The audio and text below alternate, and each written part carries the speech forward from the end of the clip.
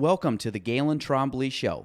You can find me on Facebook at Galen Trombley, on Instagram at Galen Trombley, and on YouTube at Galen Trombley. Spelling GaelenTrombley. Enjoy the show.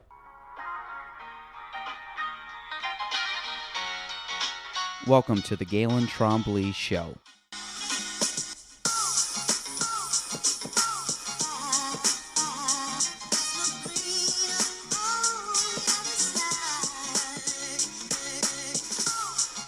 Ooh. Welcome everybody. This is episode 199. I just told my guest Lynne today that we're almost to 200, but episode 199 of the Galen Trombley Show. I have Lynne Reznick here. She is owner of two businesses that I know of right now, but Lynne Reznick Photography and Lake City Coworking, which is going to be new. We're going to dive into both of those. I met you at, chamber events. I've seen you at chamber events. You were very sweet. I think I met you said at the Strand, which when you sent the original, when we connected, you had mentioned that, and I said, I know exactly who you are. So, and I knew you had the photography, and I did not know about the newest venture. So that is exciting. But for people that do not know you, who are you? Where'd you come from? Because based on everything I know about you, you were not a local originally. Right. Maybe. Right. I don't know the backstory. But Newly local. I love it. So, Lynne, Tell us who you are. Sure. So I grew up in Massachusetts and went to school in Pennsylvania, moved to Connecticut after college, and was actually a teacher. So I taught in Hartford, Connecticut for 10 years. And then my husband and I each went through respective career changes that moved us further north, and that's how we ended up here. So we did a pit stop in Boston for 8 years. My husband is an English professor at SUNY. That's what brought us to the area in 2020. And so when we were transitioning from Connecticut to Massachusetts, I really took the opportunity to decide, do I want to stay in the classroom? Do I want to do something else?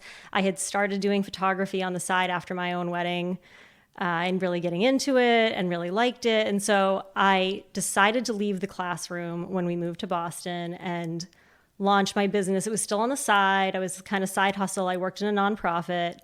But started doing that more and eventually took it full time in 2017.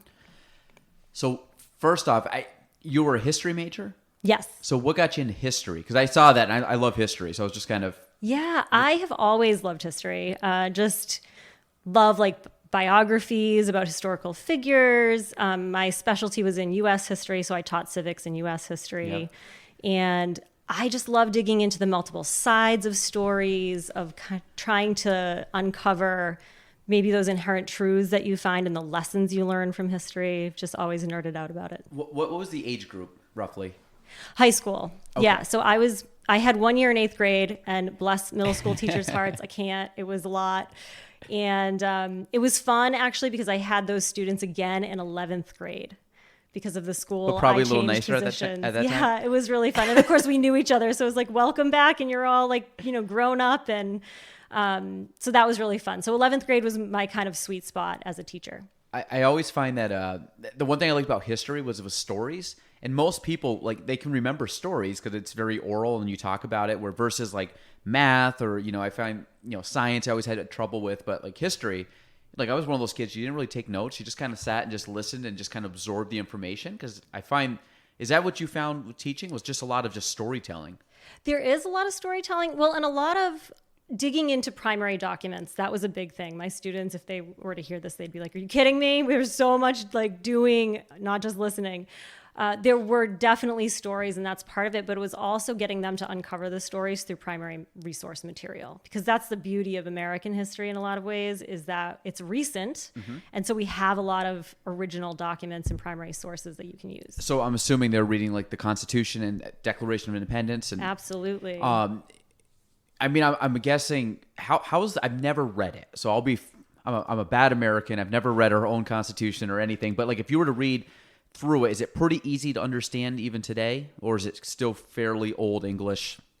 It wasn't too long ago. It's not like Shakespeare, but it's still... Yeah, I don't find it to be as hard as reading a Victorian novel or something like that. The 1800s. Thou wears art, all that. Yeah, and similar time period still, but it's in chunks. So I feel like you can dig through them. They do take a little work though. It's not quite as straightforward as, like reading the paper today. Did you find that so history compared to today, because obviously, you're living in history or future history. What parallels do you draw the most from, say, the 17, 18, early 1900s to even today? You find there's major themes that kind of have stood the test of at least a few hundred years? I think this is such a fun question. I think you see a lot with social justice and civil rights and some of the movements for freedoms and the protection of rights and broadening people's freedoms in the country. Mm-hmm. It's a founding concept. And I think that we're seeing today in a lot of different movements as well. And just the idea of being, I don't know if revolutionary is the right word, but, working for change, and always seeking a better and more perfect version of America. And I think that, the founders said that with in the pursuit of a more perfect union. Right. So, yeah. And it's always, it's cool. Cause if you take 1700s, like you said, you're going against the tyranny of Britain and all, and that monarchy and everything else. And at the time, you're talking mid 1700s where that was the big thing of the day. And now it's going into, the digital age, and it's going into crypto, and it's going beyond, just the human element. It's going, so much deeper, and, protection of it, you hear all these big tech companies, protection of our privacy and all that. And it's you never had that 100 years ago, even 50 years ago. So but you said it's the themes of it where, you don't want the king back then. And now you don't want, certain things being told that you can and can't do in today's day and age. So it is, that's I didn't think of that at first, but yeah, that's really cool. So and we'll get all to the other stuff. I do like history, so that's why I want to touch base on this. I love it too. What's your favorite time period from American history? What was the thing that got you excited to teach? So when I was in college, I did my senior thesis, actually, funny enough, on photography in the Civil War. It was kind of first just coming of age, the technology was new during the Civil War, and it was really interesting how it impacted the reporting that was done and how people were perceiving the battles and things like that. So the Civil War is a really interesting period in time.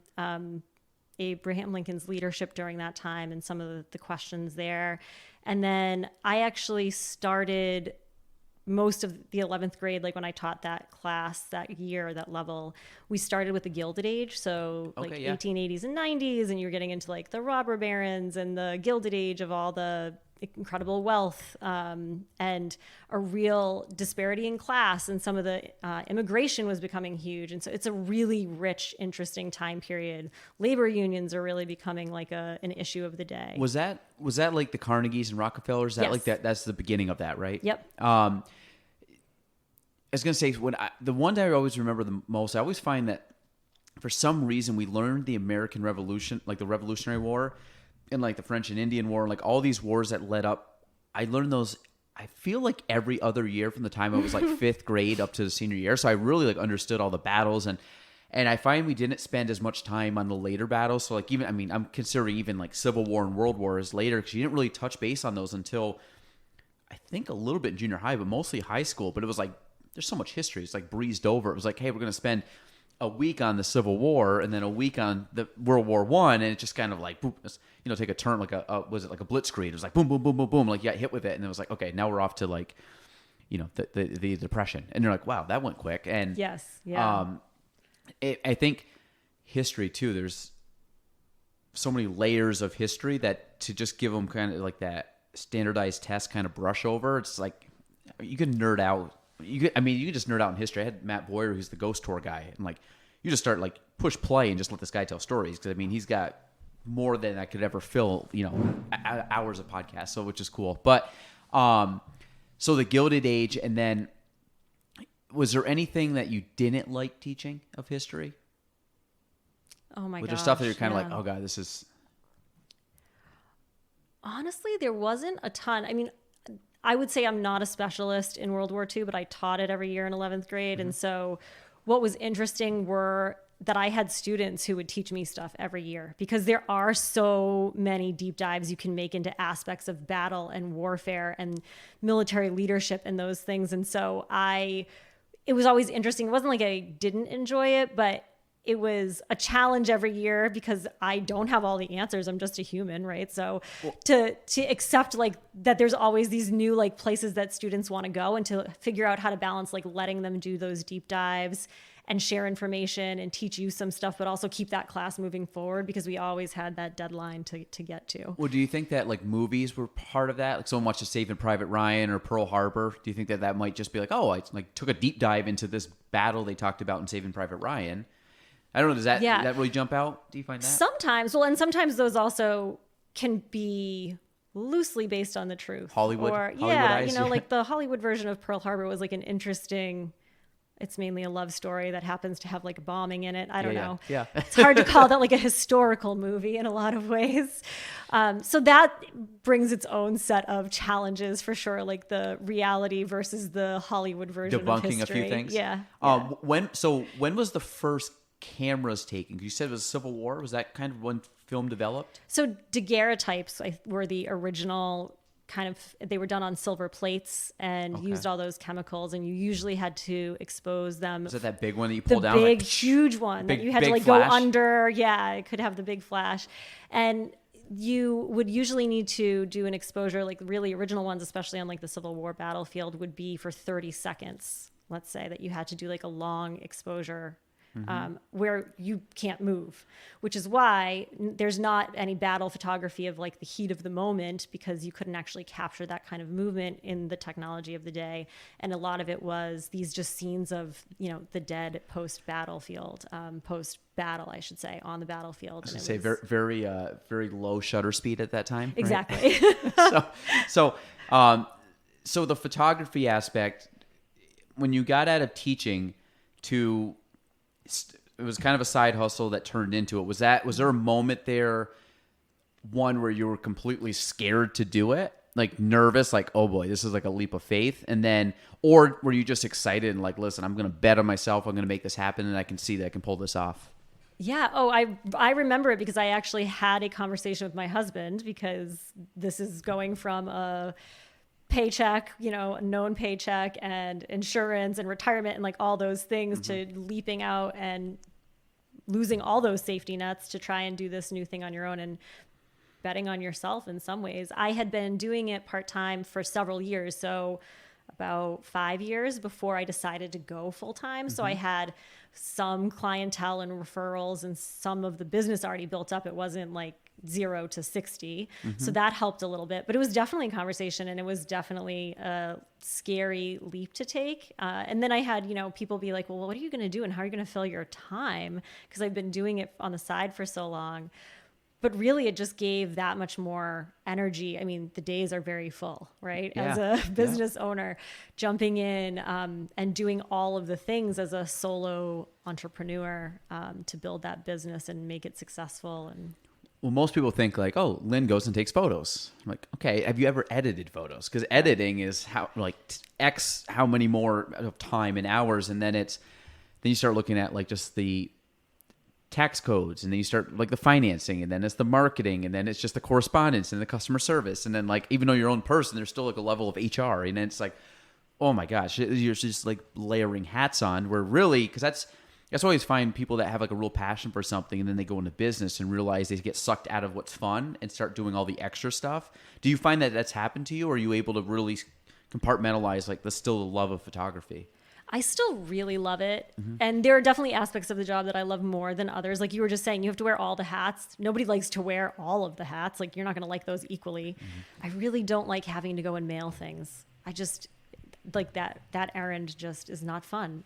But I am the person who does all the things, including ship all the things. So that's one, for example. And even editing is super time consuming, and I've definitely gotten more consistent and better at it and have a system for it. And I'm actually using AI to help with initial edits now, which is really cool. So yay, technology. Yeah.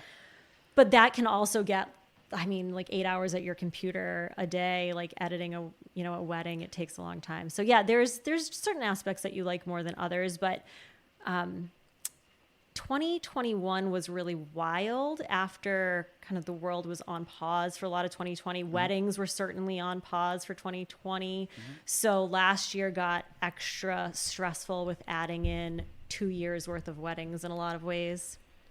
But beyond that, I generally can maintain a lot of passion for it. So, yeah, I was gonna say what do you edit on for photos? I have a Mac at home, desktop Mac, and I use Lightroom for the vast majority. Okay, that's what I use too, and I love it. But it's a powerful tool. Yes, and I found out the other day because I was editing. So Jen, who walked in, her husband's a fantastic editor. Does a lot of photography and that's stuff. Awesome. Well, he does with Boyer Benner Groups. They do a lot of like digital marketing, and they do a lot of stuff. And he came down and like gave me like the 2-minute elevator speech crash course in it. So I used to individually edit every photo. And he goes, "Oh no." He goes, like, "You're not that good. Just go and hit auto." And every time it went auto, I'm like, "This is." Cause I'm also colorblind, so I'm like, "This looks way better than what I was doing." And it brought down my time down to like minutes instead of like an hour. Yes. So I'm saying there's so much more to. I mean, it's such a massive platform, but that was like one thing. And then you're like straightening out photos, and I'm like, "Oh my God, thank God," because I was always stressing like, "Is my photo straight?" And it's like, "No, I'll just tell you if it's straight now." The crooked lines, I know, and they have just that auto correct button. One button changes it for you, fixes it, and then there are presets that you can use to get a certain aesthetic. Yep. Which is big. You play around a lot with those? I have over the years, and I think I'm at a point now where I have a pretty consistent style it's a goal style. It's always evolving slightly, but it was something at the beginning where it was definitely going to evolve and change, and I wasn't getting to where I necessarily wanted the images to be, but now I feel like I do have a style that I'm proud of and that I like being able to achieve. So what kind of, I guess, like, what would you describe your style as for, because I've seen a lot, like you see some that are very, and again, I'm going from a very layman's term. So you see a lot with like dark shadow, very contrasty and sharp. And then you see some more bright and airy. You have some that I find are definitely more welcoming. And then you see some that have that, like I said, kind of more of a dark, I say like cinematic effect, but you know what I'm talking about. Punchy kind of vibrant. Yeah, we're almost, I don't want to say the word spooky, but I feel like cinematic, if you're watching a movie and there's some dark shadows and things are kind of, you can really, there's a lot of bold but dark, and then you have that really light, flowy, bright, a lot of light colors. I don't, like, again, what style do you fit in, or what do you like to do? I'm definitely on the light and airy side, although I do try to preserve darks and shadows. So there's a gradient, I think, for everybody, right? There's that spectrum that you're talking about, from the dark and moody, if you will, to really bright and airy, where you almost don't have actual true black. You don't have like real shadows preserved because it's so light and airy. Yeah. And I kind of fall towards the light and airy side, but still having some of that contrast and that punch in there. And it's really film inspired. So I actually shoot hybrid, which means digital and film. I shoot 35 millimeter still film photography as well. So on a wedding day, I wear 2 cameras all day, and I'm going back and forth whenever the light allows. Film really needs good light. But. So when you say still, so explain that part, the film part. Yeah, so it's literally like the 35 millimeter, like you used to be able to buy a Kodak in the like store. The old school. Yeah, Kodak Portra 400. Yep. And so I have I shoot Nikon, so I have a Nikon digital camera, and then I have an F6, which is a film camera from Nikon. And so I have an external light meter that I use and to meter for the light for film and do that, which is, it's totally different experience, because with digital, you can like look at the back and you can see what's going on. With film, you have to send it off, you get it developed, and you get digital scans back, but you don't know what you're going to get. That's what I was wondering. So you send these off, right? Yes. So it's kind of like, remember when you were, I say kid, but you would go and like, hey, come back in a few days or a week and grab your photos. Yeah. And like you get these photos, and like, of course, the other thing too is you're just giving to someone to look, basically get the first look at your photos. Like, I don't want you to see my family's like vacation or whatever it might be. But like, how crazy was it back then? Like, you actually just gave people to develop, went up and picked your photos back out. Right. But that wasn't that long ago.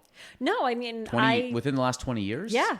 Yeah. Which seems strange how far, I mean, the fact that your phone is, I mean, I would say arguably for the basic people in the world, your phone is all you need. It's an incredible camera. Yeah. It insane. Keeps getting better and better. Well, I'm nerding out, but like the last one I had, like they were going, I know a little bit about aperture and all that stuff, but like the amount that you can just take in the dark and just the way that you can draw light into it on a camera, I'm like, this is insane considering how much those lenses would normally cost. Oh yeah. Like it's just insane how much. Well, I mean, I'll let you nerd out on give us the proper nerd out. But do you find that the filtering that you use on photography, is that more of a style you personally enjoy, or do you find that you've had to tweak it over the years based on the consumer enjoyment or consumer likability? It is something that I have developed for myself as an artist over time, and I think that most photographers take that same approach, and that's why there are so many styles to choose from out there, because you have to pick something that resonates for you as a customer or a client. You want to really make sure that the aesthetic matches, because there are different aesthetics. And it's something I've gotten the question a few times, not as much anymore, because I think people are there's just so much photography out there now with Instagram and all the apps and all those things that you can easily see, like, oh no, this is one style, here's a different one. And so people don't ask you to edit in a style that is different from your normal one anymore. But earlier on in my career, I would get that question. Well, I really like how you capture, candids or portraits or something, but could you do the edits like totally different? Could you make them more dark and moody, or could you make them more yellow or more whatever? And so there was just some education that you had to do with clients that, no, actually, this is the style and the aesthetic, and I totally appreciate that you might be looking for something else, but it probably means we're not a good fit. And that's one of those hard things as a young business person, I think, to learn when you're new in business, and that not everybody is a good fit, but it's something I've come to embrace now. I was going to say, so so that's comfortable for you now? Yeah. I think too, when you're starting out and you don't have the business really, like you don't, you're just like, people, someone wants to book me. Exactly. It's so exciting. Exactly. And like, what do you want? Sure. What colors? Like, I'll do whatever. And I think that is hard until you get to the point where you really build that, I say thick skin, but just that habit of just saying no, and then really niching out who you want to work with. And I'm sure, like you said, you do it correctly. People want to come to you because you're doing what you do so good that they're like, wow, she's the best at that. And I think that's true with a lot of businesses and a lot of things. It's like music or whatever. Like, you're not going to change your style of music to appeal to everybody. Like, I just like this music. I like, you see some artists and I'm like, who would like that music? And then I'm like, obviously all those people like the music. They have a huge I'm just not their fan club, right? Yeah, I'm just not in that demographic. So, but that's, I like that. Has your style changed much from the beginning? Like, evolving? Like, do you find that it's been like slightly tweaked, or do you find that you've done a pretty drastic change from the beginning, or have you always had that kind of love for this type of aesthetic or look? I've always liked the aesthetic I have today, but I definitely didn't know how to achieve it when I was first editing and taking photos and getting started. So, and it's been 10 years now, which is wild that I've had just as long as a photographer as I did in the classroom. But it has felt like a subtle evolution for me. So I don't think that anyone from, a year or two ago would look at their images from me and look at my current work and be like, it's totally different. What is she doing? But yeah, if you look back 10 years ago, which I think you could probably see if you scroll far enough on Instagram. First of all, the filters on Instagram were like new and very yellow and muddy and ugly. And we were trying some of those at back then too. So I make no promises that it's pretty. But the style has changed a lot over 10 years. I think if you were to look at like one of my very first images and then today, there are some constants, but there's a little more contrast. They're a little brighter. There is that more of like that film feel, which is hard to explain, but I think they're softer around the edges and they have that natural grain in them more. I shoot a little differently. I use different lenses now, which also help contribute to the final product. Have you ever done a side-by-side comparison? I haven't, although my first wedding that I ever photographed that I like got paid for myself, the couple actually still, I work with them every year and do their family photos, which has been so fun to like see their cat. We just saw them last week again, which is amazing. And they really, I'm like, you guys have a portfolio of my work from every year from 10 years ago to today. Like, you can really see. So if anybody knows, they know. Like, you can tell exactly what Lynne's done and how she's changed. Exactly. So now when you're in obviously upstate New York, but Boston, Cape Cod, and Newport, and I'm assuming that's Rhode Island. Yes. Newport, Rhode Island. So are you still traveling back and forth and covering both areas? Yes. So we moved in the middle of the pandemic. We moved in June of 2020 when Scott got his job at SUNY Plattsburgh. And it was a great time to get out of the city too, actually, but that's what took us up here. And so between the pandemic, hitting pause for a while, and then just the way that referrals and kind of building a client base and even building like search engine optimization on Google and things like that happen, it's a slow growth process to break into a new area in a lot of ways. And it's slower because it was harder to network. Like nobody wanted to talk to you in person. Zoom calls were like introductory Zoom calls were really hard at the start too, because people were exhausted from Zoom. So, and still like events weren't happening, venues were closed, things like that. So it has been a slow transition. And last year I did 21 weddings last year. Wow. And, one was in the Catskills, and then all the rest were back in Boston, Cape Cod, and Newport. So it was a lot of back and forth. And this year's very similar. I cut it down a little bit. I had 15 for the year this year, and I'm in the middle of the season now, but still one in the Catskills and then 14 in Boston, Cape Cod, and Newport pretty much. So pretty much every weekend you're gone. Yeah, it's a busy summer. June, July, I have one this weekend that we're recording here, and then September is just like absolutely wild, and usually it'll go through October, but I actually end in September this year. Do you find that fall weddings are becoming more popular? Yeah, I think spring, honestly, the 6 months like May to October is definitely the height of the season. June and September tend to be the most popular months that I've found. Have you done many winter weddings? Only a couple. I actually had one in Lake Placid this past winter. Oh, that must have been awesome. It was very cool, although I am not a fan of the cold, like at all. And I had one of those, like body warmers that you wear to like ski. Oh, yeah. Attached to like my stomach for the day. I had like the hand warmers, the feet warmers. I was rocking all of the warmers. It was 17 degrees. They got married outside. They were committed. They did it. And we did all their portraits outside and family portraits and everything. So it's time outside. I felt bad for them. I mean, I'm in my parka basically, and And I'm assuming they're just in suits and dresses. Maybe she'll have like a shawl or something. Yeah. Like I mean, the good thing is they're in floor length gowns. So all the girls had on their big snow boots, which I was like, brilliant. Yeah. You guys are brilliant. We're going out on the frozen lake on the ice. So. Because winter, I would think that winter would, I mean, every season's like has its own charm, but like winter's got a cool contrast because like, especially if there's actual snow. I don't know if I'm sure you can edit snow in if you needed to, but really it's, like, I think if you have like a fresh snow and then like on the trees and have a photo there, it's like one of the prettiest times after, like if you go outside after a snowstorm, I don't think there's a better look to just like everything than with just a little bit of snow everywhere. Oh, it's so gorgeous. And this area is so beautiful up here with the snow, and the snow stays. I mean, that's a big difference from Boston, Cape Cod, like the coastal places. We would get snow and then it warms up again from the ocean. And so it's gone like a day later. Yeah. You literally have to be like, you ready? Do you want to go out right now? We're going to go get photos immediately. And you get to like keep it here and actually play in it. It's really beautiful around here in winter. It's just cold. It's like I say, when you see someone come from out of town and be like, yeah, it's awesome that the snow stays around. And then people here are like, God, I hate the snow. I got to shovel again. So it's like, but yeah, well, if it was May, I might have a different story for you and be like, oh my gosh, I just want to see my lawn. But yeah, I was going to say, it's, I think winter's very pretty. It's like the season that's not is when it like starts to melt and you get into that like the late winter and everything's frozen over and you have the slush that's just been frozen over and it's just there's an ugly period of the winter, but the beginning part's gorgeous, especially December and the January. It's such a pretty time. So first off, how do you manage going back and because obviously it's your full-time job, so like, but it's traveling back and forth, like logistics, how does that go? Or are these pretty much like venues that you know kind of like the back of your hand, so it's kind of like easy, you know what to do, where the best spots are?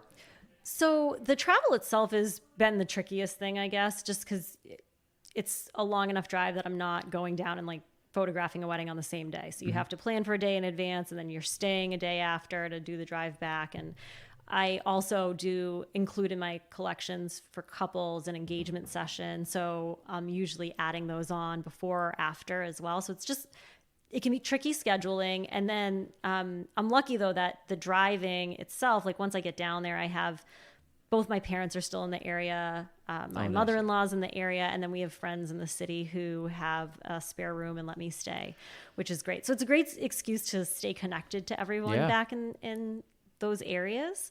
And I don't then have to pass on major travel fees to my couples because I actually have a place to stay. So it's not too bad. I was going to say, are you able to batch a lot of the stuff? Like if you're going out for like an engagement shoot, can you somehow couple that with the actual wedding shoot?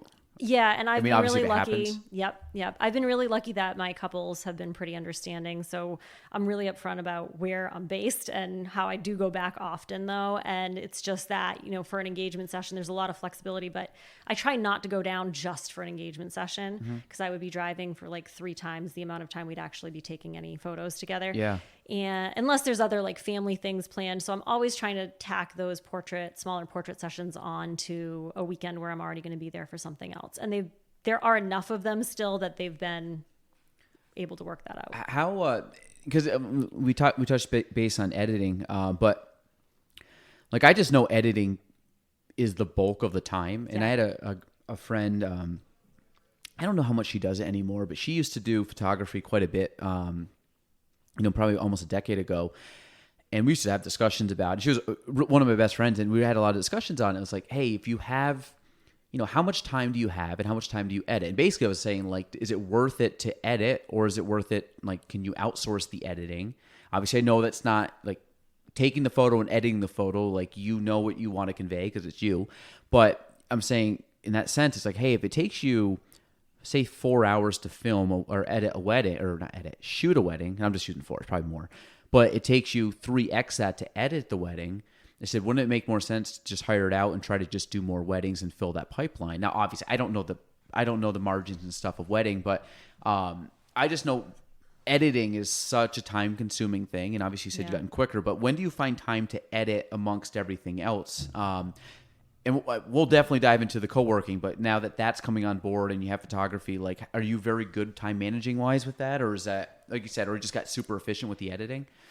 Yeah. Oh, wow. That's a good question. Because it is so much of the time of what you spend right after the wedding. And they used to take me probably like full 40 hours. It would take me a very long time to edit. And usually I'm there for 8 hours. It's usually 8 or 10 on the day, but you also have a second photographer most of the time with you. So you're going through, literally thousands of photos. I would usually 5,000 to 6,000 that you have to call down, right? And you're just choosing. I usually deliver around 100 per hour, like roughly, of coverage. So you're getting rid of a lot of like doubles and triples, and you're just choosing the best of a single scenario. But there's a lot of perspectives and like 2 or 3 of us on site, because I use an assistant who is like a mentee as well. So there's 3 cameras a lot of the times.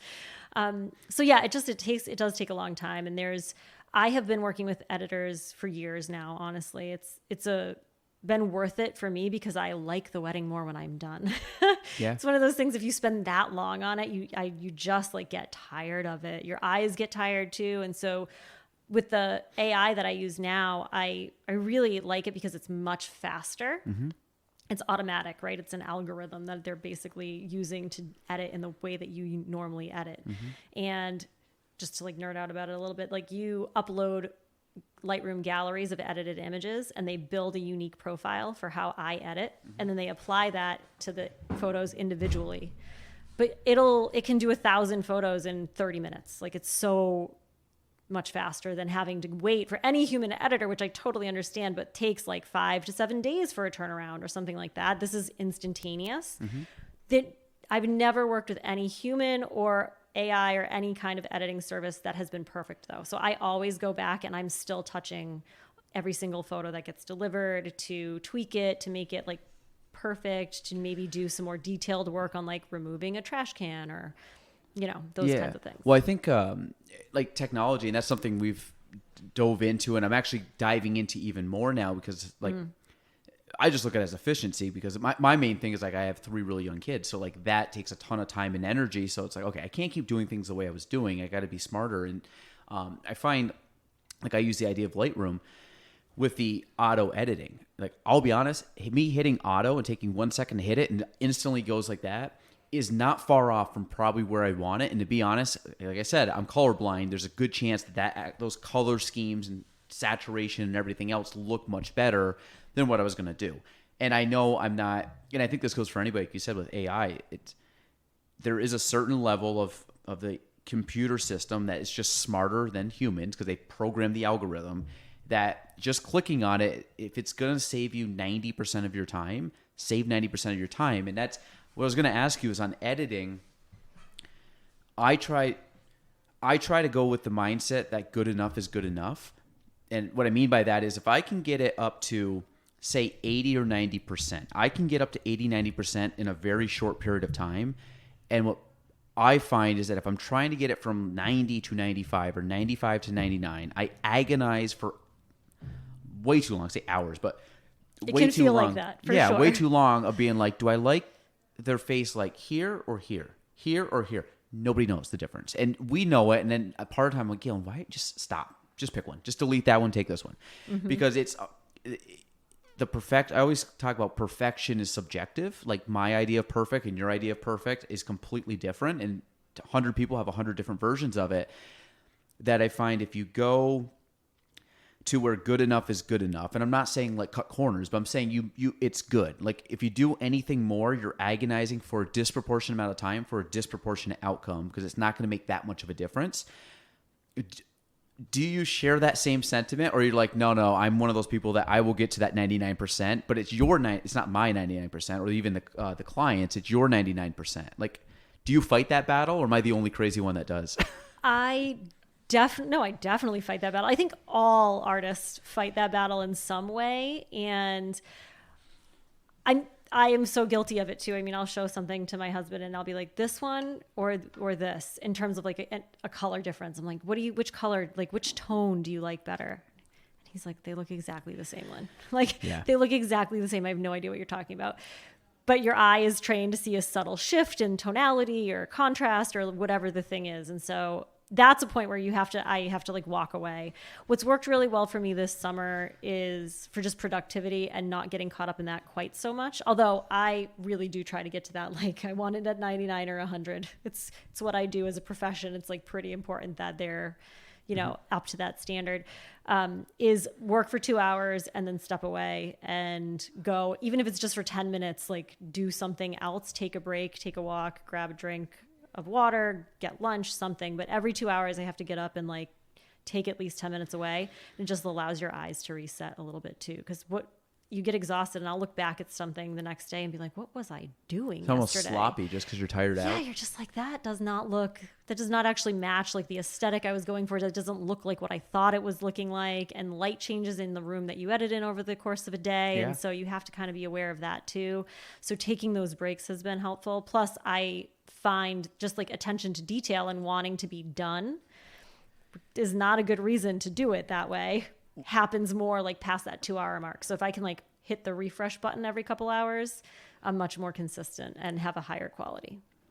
Well, I think that, and I talked about just like it's a mental grind to edit. And I don't think people think that like, oh, you're just playing around with stuff. I'm like, if you're focused, which you are when you're editing, like you're focused on stuff that people are not even going to notice. Like you said with your husband, he's not going to know the difference, but you're agonizing over, should that shadow be darker? Contrast should be a little bit lighter. Should it fade in? Like color gradient, all this stuff.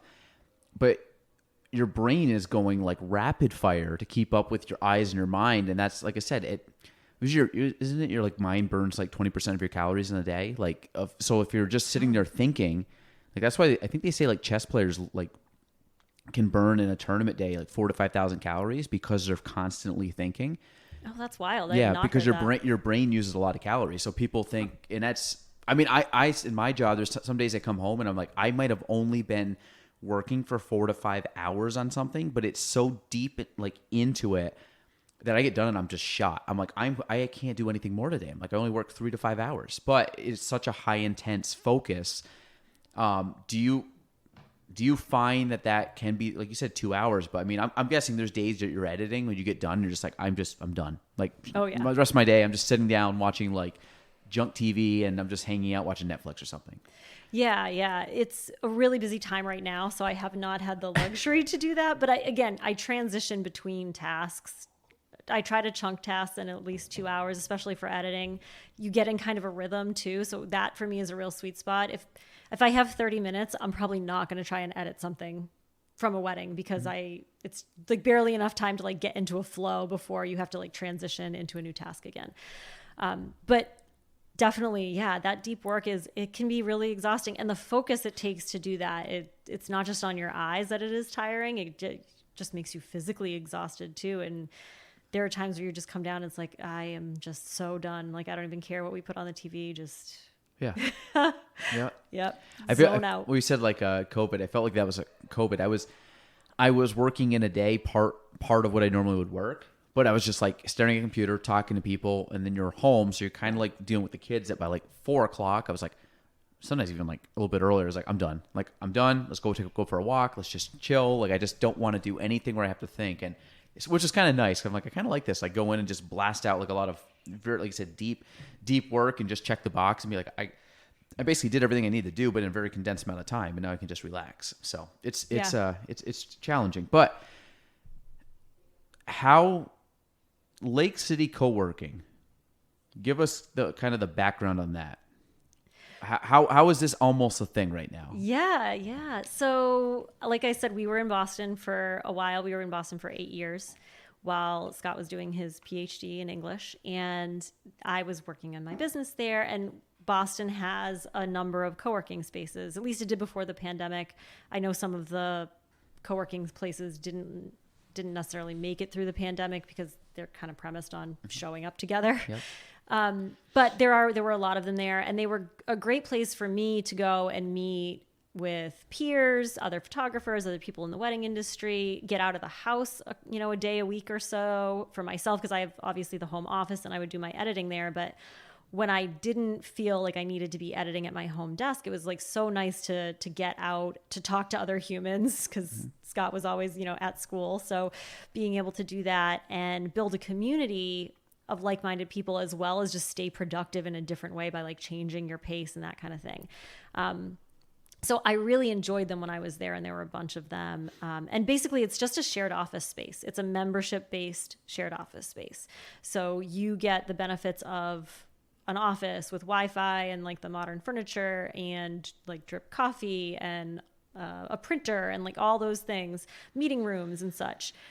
But you're only paying for like a flexible plan that allows you to use it for the time you need, as opposed to committing to like a monthly full rent and utilities and having to carry the cost for all those things. So, one thing, Plattsburgh does not have this currently that I know of. Not yet, but it's coming soon. Yes, I would say not yet. So I mean, and one of the things I always find that's good is we kind of joke about like imports coming to the area, because as you know, it's a small town, it's like pretty tight knit. But I find that the benefit of having people come to the area, whether they're from bigger cities or just, it doesn't even have to be a major city. It could just be something a little bit bigger, like that they bring ideas, and we kind of talked about in human history, like your history buff. It's like over time, ideas hopefully make things better, and I feel like that's people coming to the area are bringing like kind of different blends of what they had in their community, and like, well, you guys don't have this, but this works really well 5 hours from here. Why don't I just put it in the location I'm at now? I think co-working, which I know some places that have it, but there's nothing around here, makes total sense. You as a small business person, we have a little bit more of a home base, but there was plenty of times I worked out of my house for a few years. Then I worked down basically in a one-room little, we call it the incubator, but the one little room down there for a couple years too. And it's amazing, like I said, just seeing people, but having your own just little space to work out of. It's so needed, and I think that some people, especially personally, like this day and age, with the internet and the connectivity, and that you can do so much at home through a computer on your fingertips, that you'd miss that human interaction. But you also don't need all the bells and whistles of a big place if you're kind of a solo entrepreneur, like you said. So the co-work space for the one in Boston, that was something you utilized for a while when you were getting started, or throughout the process? Or yeah, I would actually do usually like a day pass kind of a thing too, and had friends who were members at some places, so I got to check out a few different ones while I was there, and just use them to mix up your my work scene a little bit and kind of keep it fresh. So this is a blend of all the best that you saw. That's hopefully. The hope. Yeah. And the community aspect is really important to me too. And I was able to meet a community of friends and coworkers and things through, an organization like this, and having a space to meet up. And it's been hard here without kids, so we don't have children. And I feel like play dates and school things and classes, and like Yeah. those are really natural ways to meet new people in a new area, and so we haven't had that, and so I'm eager to join the community more too, and get to know more people. And so I've been going to the chamber events, obviously, but I'm excited for this to be a deeper way to contribute positively in the community and become more local, so that maybe I'm going back to Boston and Cape Cod less for weddings in a few years, and can build up like more of a local community and business here. So for people that don't know, where's this going to be located?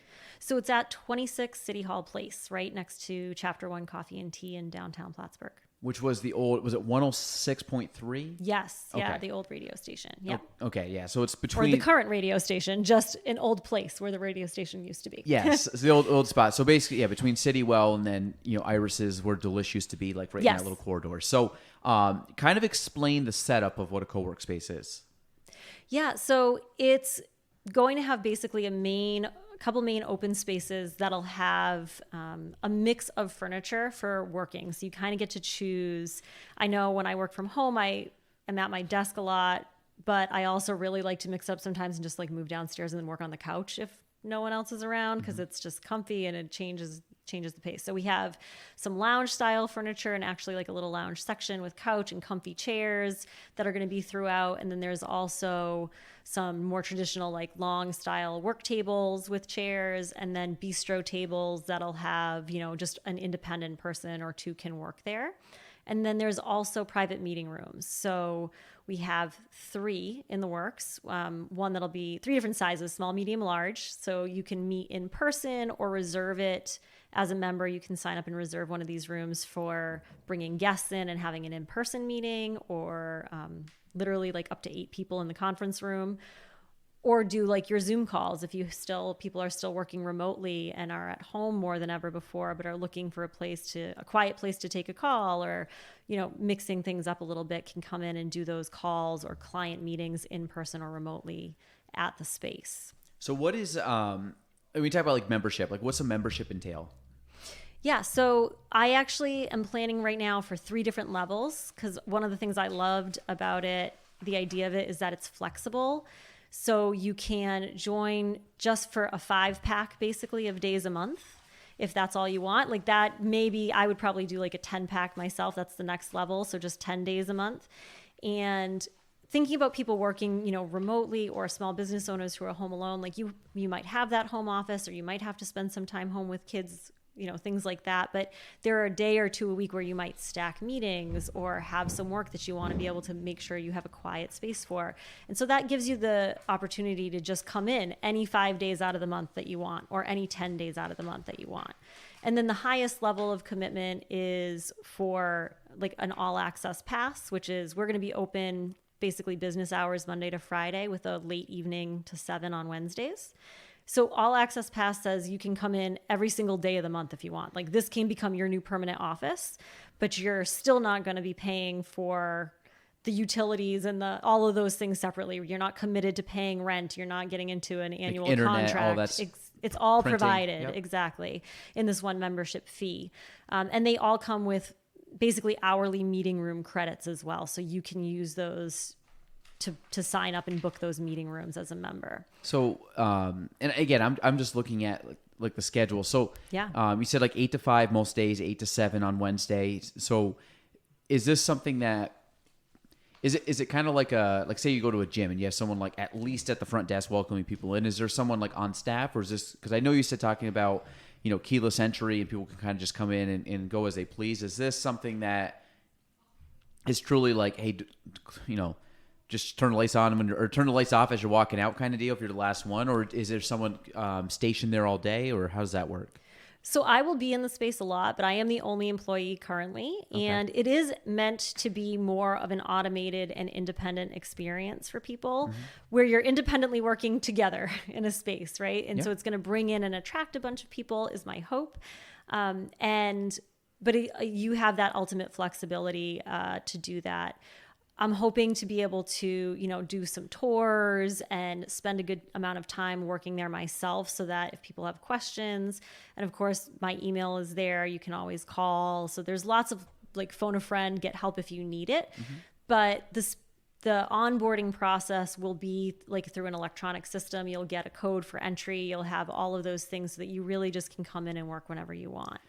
And not necessarily have a manned like staff person there all the time.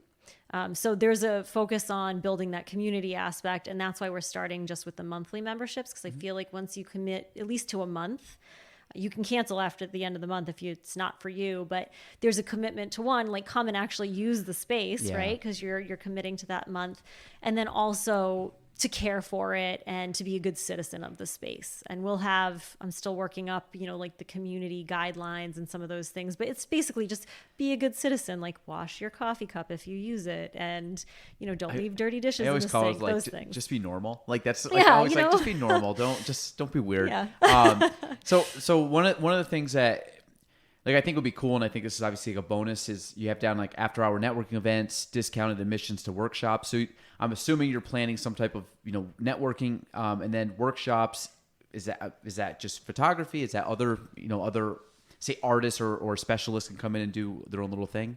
The workshops I'm really excited about and I'm hoping going to run the gamut. If anyone is interested in hosting one, first of all, please reach out. And I actually was just talking to somebody today. We were talking about more like a series on business 101 and various things that you might, pay a consultant for. But if you don't have that as a startup or a small business, like what are some aspects of running your business and wearing all the different hats that we can bring people in for. So there's a big demand for things, for example, like how to use social media effectively to market. Mm-hmm. And even within that, I think we would have to do different ones because Instagram keeps changing. TikTok is on the scene now, and I can't run that workshop. I just, watch like a few cat videos on TikTok. But so bringing other people in for some of those things, or talking about inclusivity in the workplace and how to do that. I'm even thinking about, having a florist come in and do create your own, how to create a centerpiece or a bouquet or something. So some artistic ones as well as business oriented ones that run the gamut. I was going to say, I think if you, now, I'm guessing majority of the people that would probably be using this are going to be some type of entrepreneurial business. I guess somebody could, if they worked at an office space, just change up the scenery and say, instead of working in my office, I want to come here today. But I'm guessing primarily it's you and I, independent contractors or business owners that just want to go do their own thing. And remote workers, I think. Okay. That is a big market from the pandemic, but I don't know that everyone has returned to remote work. In-person work. Mm-hmm. And I think that a lot of bigger companies are actually their employees have moved all over the country now because of the pandemic or because of just life allowing them to.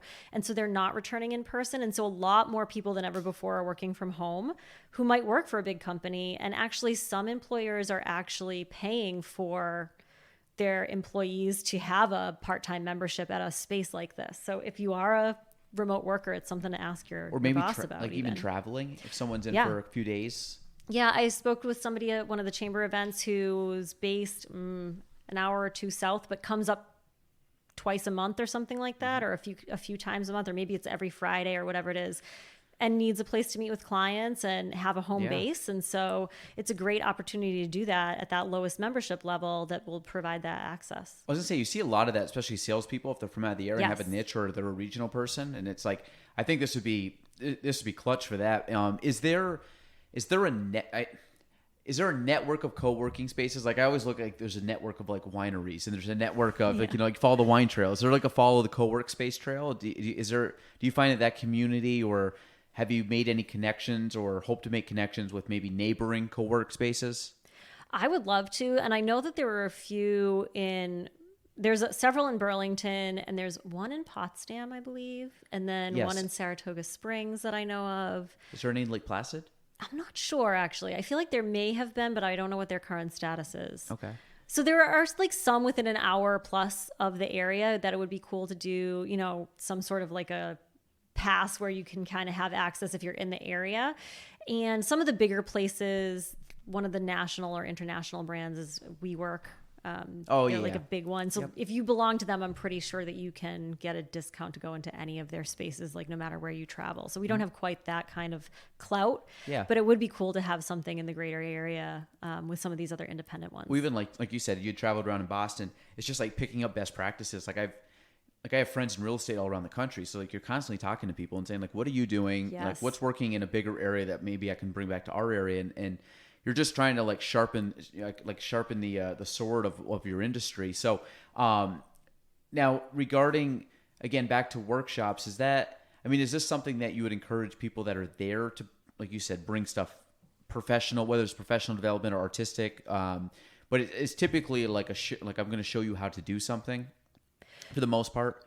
Yeah, and maybe like a training kind of. Yeah, I could see it being any number of things. I think probably training or an interactive thing. So I've actually run a workshop on how to take better pictures on your smartphone. Yeah. That's business brilliant. necessarily, right? That could be yeah. anybody. That could be a mom who wants to take better pictures of her kids. But there are some great tricks and things that like your phone does really powerful, cool stuff now, both with editing and how, what settings you use and things like that. So that might be one that we would do for really just, that would be open to, they would all be open to anyone. So this is another way to reach out to the broader community and not just who are members is the idea. But yeah, I think a lot of them would be trainings or. Could you use it as like a gallery too? Like for portraits or different kind of works of art? So yeah, especially if you wanted to do a show for, on a weekend and have people come through. The tricky thing, like Chapter 1 has a lot of amazing art on the walls from local artists. I think that is not as natural a fit in a membership-based space because you have those same group of members. So it doesn't get as much public attention as anyone going in a coffee shop would. But to do a studio opening or something like that would be amazing. Yeah, I'm thinking like, if you have someone that's going in as an artist or even like a digital artist, you go, I don't know much about the digital space. I know that this one guy sold his NFT space for like $70 million. So like, but he sits at a computer every day and edits these photos. So like that'd be a perfect spot. But I'm thinking like that could be something where someone could showcase their work they've been doing day after day after day. And you're like, oh my God, I didn't know John was working on that. Like incredible stuff. He just looks like he's in the corner, just like flipping, just kind of fooling around the computer. So I think when you start really looking even locally, like there's so much talent and like underground talent that people don't really realize that's like right here. I think if that stuff starts to get exposed and you start to I think it gives people more belief that there's more going on than I think people give us credit for. And again, you coming from a big city here, like what was your initial thought coming to a smaller area? And so far you've been here for about 2 years now. Like what's that? Is this a place, obviously you're still here. Do you like the place? Does it fit your vibe? Do you miss the big city? Like how's been the adjustment period? Yeah, it was just a big question mark when we first moved, especially with COVID. It was hard to tell what it would really be like because the whole world was shut down. So you were a little bit of an outlier. This town is like really quiet, and that's just not true at all. Now that we're seeing, getting to know a few more people and seeing the spaces wake up again, and you can actually be in public with people again, which is really nice. But yeah, it's been a transition for sure in some ways of just like you can't order food past 8:00 on like a Sunday night or things like that. So some of those things have been just different than the city accessibility for a million kinds of food at all hours and have things delivered to your door and whatever. But for the most part, like in meaningful ways, the community is really great. It's been nice to meet people. There's still very much elements of feeling like everyone else knows each other in the room and I don't know anyone. Yeah. Although being in the space and starting to, gut it and renovate it and change it and just having that door open for a few days and being downtown, people were stopping in and I kept telling Scott, I feel like I only know like 8 people, but we've seen them all today. So it's been really nice to start to feel like you're knowing a few more people and can just be part of the community that way. I think that's going to be a massive catalyst for you meeting people. Like even it's a membership, but like most things around here, it starts out slow and you got to think you're taking a newish idea. I mean, in Boston, it's probably been around for 20, 30 years, but I'm saying like you're taking a newer idea for our area and dropping it in. It's going to take some time for people to adjust, but I find that we're more connected than ever. So something coming from a city, I used to think that, and again, I was following, this is like trends, but like in our business, you would find stuff that was happening in the city would take close to 5 years before it really became like a normal thing here, or maybe even longer, depending. And now I'm finding that we're starting to see stuff happen like within a couple years because just the way everything's connected. So I'm guessing that this is going to be like right now. I mean, I know you said you had like signups and stuff to get people in. You're opening up. When do you officially open? Because I know I have your grand opening date, which you can announce. So September 2nd, yeah. That is the first date. That is the goal and really that would be in the afternoon during the First Friday event. Okay. So hopefully people are down there and enjoying all the other things that are happening on the First Friday and are going to be able to come through and take a tour of the space and explore it, whether you want to join or not. Like just come and see what it is, what the space looks like, what it's all about. We'll do event rentals as well. So it may be something you might want to have your bridal shower, baby shower, or, something like that into. But that's the goal. We're really hustling to get everything done for September 2nd. But then really you just roll right into, I guess it's Monday is Labor Day that weekend, September 5th. But as a small business owner, that doesn't mean much to me. So we're going to be open that day. That's going to be our first full day of open work, common work, if you remember. That's actually good. Our first full day of work is Labor Day. So yeah. that's good. It's fitting. That's true. I was going to say, that's a good thing. That's be a good social media campaign right from the start. But do you have people already signed up to go there? Or is this something that's like, it hasn't really been pushed out much to the public yet? I just finalized the launch specials and the pricing and got the website and the tool up and running about 2 days ago. So no signups yet, but I haven't actually told anybody about them really yet. I was going to say, so the distribution's starting soon. Starting now as this we speak. This is it. If this was live, you'd be hearing it live, but this would be tape delayed by a couple hours. I'll have it out later, but exactly. yes, you'll hear it very soon. Yeah. So I'm guessing right now, because you were talking about some of the renovation aspects of what you're currently doing. And I was kind of joking. I'm like, it's starting to feel real now. But, yes. I mean, it's like anything else. Like if you're putting on a play, you do all your practices. But when you start putting on the costumes, you start having your dress rehearsals, you're like, okay, it's kind of getting real. How long has this whole thing been in the process? And at what stage of nervous, excited scariness are you feeling right now in the whole climax of this thing? I love that. This is something I literally have been thinking about since we moved in 2020 because I want that sense of community and I want to be a part of the community here. That is always something I, feel like it's almost the achiever Enneagram 3 in me. Like I want to be a part of it. I want to help contribute positively. I want to do those things. So it's something that I was thinking about just from not knowing where else to go for that and being like, this is something that could be so cool in a local community too. Just because you don't have the bigger city doesn't mean that there aren't plenty of people who could not, use this. So it's just been this little kernel of an idea since we moved. And then in January of this year, a space not where I ended up, but on Margaret Street was vacant or was getting opening up to turn over, and it felt like it would be a great space. And so that's when I started to get serious about it. That did not work out, but I think that is for the best. We're in this awesome location right next to the coffee shop and behind the coffee shop now, and have some high visibility. And as a photographer, better natural light because there's no building across the street. Yeah. It's just the park. Oh, yeah. It's a really nice little spot. So that's great. And it has character with exposed brick and tin ceilings inside. It's really cool in there. So that all worked out for the best. But I got serious about it in January. I actually bought furniture. It's been in my garage. Scott has been parking outside since February. It's good you ordered it when you did. Right? There's some massive furniture delays. Yeah. Yeah, no, it's wild. So that will be the last thing will be the building of all of the Wayfair furniture. Okay. That's where a lot of it came from. They have free shipping. It's great. Been there, that couch. Right? Yeah, it's so great. Cute. It's a great color. Yeah. Exactly. So that'll be one of the last things. But originally I was hoping to get up and running by March. So pre-wedding season, have this all happening, right? Because my season really started in May. And that's just not, the world had other things in mind. So, I was like, this is God's plan. We're not going to mess with it. He says, this is the timing. Then this is what we do. So here we are doing all the things in the middle of wedding season. I think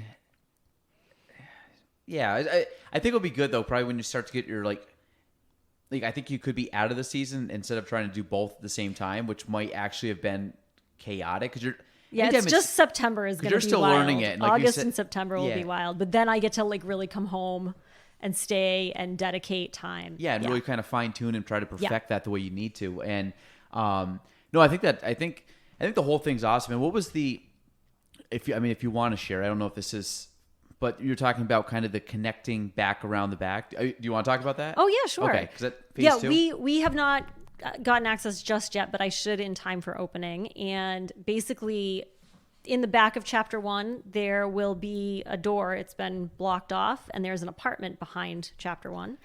And we're actually opening that door back up and putting in an access for like a second part of the co-working space. So we're converting that 1-bedroom apartment into further co-working. So the co-working space will have a full kitchen, which is really nice. Come and like store your lunch, be able to work all day and take a lunch break with some people, that kind of thing.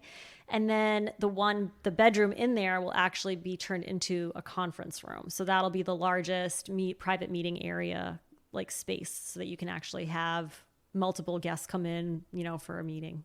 And above the space, that's just residential, right? Apartments? Yes. Okay, so downstairs all the commercials. So, no, I think, I mean, I think it's cool. I think just it's where the world is now, and it's going to continue to go that way. We're going to see less and less of like even, I was thinking like, hey, more office space, but it's like we really at any one time only have 3 or 4 people here max, and that's, you kind of look at it, it's like there's times I just like to not even be here where I can just do my own thing. Like I love days I can just sit at home and depending on the kid situation, like and how much I can focus. But sometimes it's just nice, like you said, roll out of bed and just work. But for people that do that all the time, like I think this is going to be a cool thing. I think the community aspect, I think might be the biggest benefit. We talk about like the main. I think what are you talking about? History at the start. And you said you could see everything, but you look at the underlying growth of like things that you see the surface level, but then you kind of realize like the journey behind the scenes. That I feel like the co-work space, like on a surface level, is like, oh, people work together, but on the bottom is like you start to get this little like culture of, I would say, like-minded individuals all doing their own thing in different ways. And one of the things I really like, I talk about like learning from other people with real estate, but like I like learning from people about marketing or about finance or about manufacturing or about whatever that an industry that's totally different, even photography, because there's parallels between so many industries that I think a place like this where you're pulling in like photography and you're pulling in maybe someone that just is an artist and someone that is a traveling salesperson, they have all these different things. They start chit-chatting over lunch or having a coffee, and the next thing you know, you're starting to I think it's kind of a melting pot of ideas, and hopefully it ends up turning into something pretty powerful for each person's gonna get something out of it. You don't talk to somebody and ever not get something out of it, even if you're like, that person's crazy, but you still get something out of it, but I think that's might actually be the biggest legacy of some kind of program like this, is just like what you're doing beneath the surface level, where it's just that human connectivity, idea sharing, kind of just moving everybody up a notch, because maybe like that person's really doing well and successful and you learn from them, and then your business takes off. Yeah, those connections and that idea of that like undercurrent of community that I think will organically build as we get people into the space.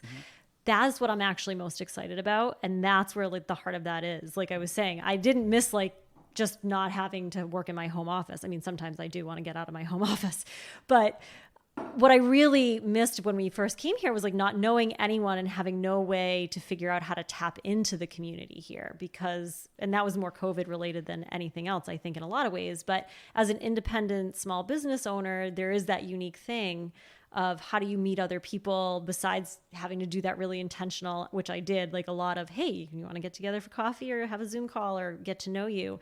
There's a really natural ease in just being able to strike up a conversation briefly with a person who you're sitting next to who works in a different thing than you do, but you happen to be sharing a space together. So I love that idea of the connection, and I'm hopeful for that. I mean, the statistics, and of course I can't quote any of them to you right now, but they're really interesting on, as connected as we are through technology, the more people who have gone remote and who really love being able to work remotely or work from home, there are also like rates of loneliness have gone up like never before. Oh, yeah. Rates of feeling more stress because they're not ever separated from work. Like that has gone up like never before. How to instill boundaries and figure out like work-life balance is one of those like impossible unicorn things that we really shouldn't actually tout necessarily. Yep.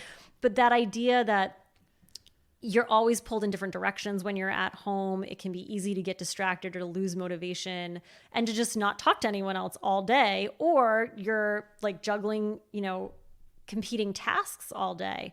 And so the statistics around co-working are just wild to see when you poll the people who are actually utilizing these spaces. Their levels of happiness go up, their levels of loneliness go down, their sense of community and connectivity with other people goes up. Something like, I think 69% of people who use them were reporting what you were kind of saying, that they had learned a new skill from members of their co-working space. Like, so cool, the benefits that you can actually see from people who use it. Oh, absolutely. Like you said, if you have, to me, the more people you have that are of different, just different industries, I just think that you're bringing different ideas, but you just talk to someone that has a different course, different background, different experience, can connect the dots differently, see something from a different light. Like we talked about it. You're editing a photo, and you tell your husband, what's the difference? He's like, I don't know. Where you've been staring at that you have the trained eye, you've been staring at it for 8 hours, so it's literally like you can see every small shade difference. But then sometimes we get so lost in like the weeds of things, and I'm guilty of this too. I'll be so deep into something, and then I'll talk to somebody and be like, what do you think? And they'll be like, yeah, I want you to do that. I'm like, how did I not see that obvious answer? Because your head's buried so much or in the dirt or the weeds. And I think sometimes just getting a second opinion or a perspective of somebody that's not in your business, I can sit there and be like, I think you should do this in your photography business. And that might be an aha moment. Or relative, you say, hey, Galen, your real estate business, you should try this. I'm like, wow, I never even thought about that. But I'm doing it all day long. Like, how did I never think of that? And I think that just having that, we talk about those parallels. We talk about those interconnect of the industries, how there's a lot of things that are connected within the industry that are completely different, but themes are the same. And that, like, if you can draw a theme from your business and that could tip it into my business and that would change the course of something. But I'm like, how'd you learn? I'm like, I learned from this lady who does photography. Like, but it was such a cool idea that it had some legs. And I think that's where innovation happens. And that's where, who knows, half these people might go into business together with each other. Because then it just like turns into like, hey, I like what I'm doing, but I don't like traveling for sales. But I really think what you're doing is awesome and you're really growing. Can I double down on this with you? And you might end up seeing some cool little startups happening out of there and just sort of little independent things that are like, hey, I was by myself, and now two people that were there that worked next to me every day on the couch we're all business partners, and that could be cool. Like, right, yeah, kind of like the catalyst for all this. A lot of possibility for that, and a few of the things that I'm planning on is just to have kind of like a member feature physical in the space, so that you can actually see who other members are, because I want to find those ways, like right? A directory almost. Yeah, and almost just with like a little photo. So that's one of the things. I'm a photographer. Yeah. So part of your membership benefit would be getting an updated headshot. I'm planning on just hosting a sign-up time like once a month for us to get, members can get their updated headshot as part of their membership. Because why not? Because I am a photographer and I can. So let's offer that to people as a added value, right? We all need updated headshots. Do you know, he was a film guy on YouTube, but Casey Neistat, have you ever heard of him? No. He's incredible. He's one of my favorite. He's goofy and he used to do a daily vlog and I mean this guy is an extremely talented video guy. But in his office, which was really quirky, and that's kind of how I kind of started to go with the open shelves. I saw it. He was one of my inspirations for it. I'm like, I kind of like it. Like, it's just very like not super organized, but organized, and it was kind of my vibe. But he had a wall in his office, and his office is like you remember the book I Spy? When you like open up the the book and like I spy like a seashell, and you're like looking at all these trinkets and trying to find a seashell. That's kind of like his office. And on one wall, he had the old Polaroid photos. And if you were a guest, like if you came in, he would take a photo of you, shake it out, and then he'd hang it on a clothesline. And he had this massive wall in his office of all the people that had visited. So if someone just visited his office, he would take a photo, sign their name, or they would write their name on the bottom, and he would just add it. So that's almost a cool idea. Like, hey, so cool, Galen, hey, Lynn, hey, Mike, Tom, Sarah. but you get all these photos and then it kind of ends up being this collage of people. And then it might even be just a traveling person that came in, in May of 2023 and you never saw him again, but you're like, oh, remember Scott? He used to be from, Boston and came up. And I think it would be a kind of a cool timeline or almost like a lineage of the whole space. But I think it'd be cool. Just like, like you said, a directory of like, because then it's easier to meet people. That's what I'm saying. You can put a face to a name without having to ask. You're not asking members to we would never ask people to wear a name tag to just show up and work. So, but also it's really nice for some people who are a little more shy to be able to break the ice by, at least you can just be like, oh yeah, I saw your photo. I know your name is Galen. Like how do you know, or even whatever. having like little questionnaires and be like, what's your favorite hobby? Like I like reading and like my favorite vacation spot. And then you have a talking point like, oh my God, you went to Ireland? I went to Ireland. Yeah. Like, find those connections so that you can start to build that. We talk about the networking faster. and it's like, hey, this is going to be a very passive networking. If you want to do it, great. But someone will walk up and be like, oh, you like golf? I like golf. Right. And next thing you want to play golf. And then you have that relationship. So I think that's really cool. I guess what are you most nervous about, or what do you think is going to be the biggest challenge with opening this up? Because I think my answer is going to be different than yours, but I want to. Yeah. Oh, well, I'm interested to hear yours. Yes. But for me, it's twofold. One is that this is another one. We talked about me taking a leap to go full-time into wedding photography. Like this is a leap. I don't have financial backers. This is just me betting on myself again and investing a lot of time, effort, and money into getting this going. And so it's scary. It's a financial risk to be starting a second business. So that's one. Okay. And then two is, I guess, that I'm nervous about being viewed as an outsider trying to come in and change the place. As opposed to like somebody who wants to join the community. Because my heart behind it is to become part of the community and to contribute positively. But I don't know, like you've mentioned, like locals, we all feel like we know each other. So I'm newly local. So that's another fear, I guess. So I'll go through my three. So first off, your first thing you said, I think that's normal, and I think like being scared and nervous. That's where I am right now with all of the things happening, And I think some of that will get maybe not as intimidating once the wedding season's over and it slows down, and then because I think part of it, if I'm guessing, is you are going to be gone on sometimes when people are there, and you're traveling on a Friday when like I need some, whether it's coverage or I need somebody to take the reins for the day. So that's to be expected.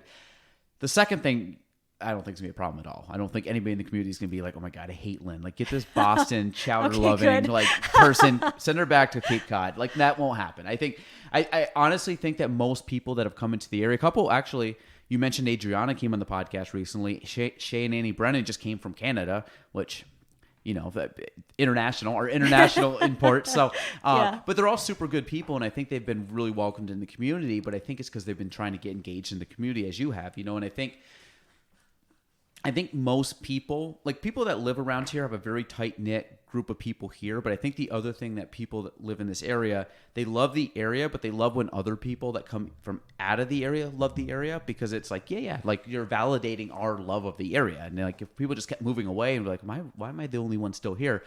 But it's not that. I think we've actually had more people coming to the area over recent years than we've ever have. And I think people, like you said, you start from a big city, and it's like, okay, maybe I do like the small town and I am more interconnected, but I don't have to live in the hustle and bustle and have all the noise pollution and all the craziness and traffic and commuting. So I don't think anybody's going to look down on you. I think it's actually going to be the exact opposite, which leads to what I think is actually going to be your biggest problem. And again, I think you're going to be you're starting out, so I don't think it's going to maybe be as much on your radar now, or you're way too modest to probably say it. But I think that an answer is you might actually grow too quickly. And I think oh wow, that is definitely not what was on my radar. But I think when you think about growing too quickly, because what happened, that was something, and I know it sounded like I know certain businesses, and I had this a little bit when I was trying to do a few things a few years ago, was that I think the problem is it's just going to grow too quickly, and I won't be at a stage in my life or a stage where I'm going to be able to maintain the growth. And I'm finding that right now in certain parts of my life that I'm like, I was so ambitious and go that I had this drastic rise up, which was fine.